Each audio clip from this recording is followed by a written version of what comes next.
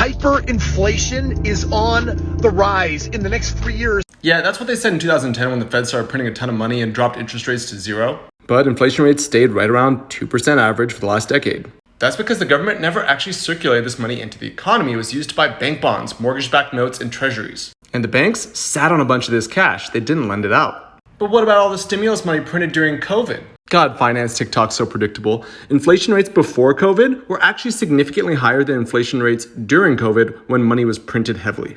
That explains why a tri-tip at Costco is the same price it has been for the last decade. And gas prices were more expensive when I was 15 years ago, than they are today. So what does that mean for real estate? Real estate values are supposed to behave just like commodity prices and trace inflation, but sometimes they don't, and every time they haven't, they've come a-crashing.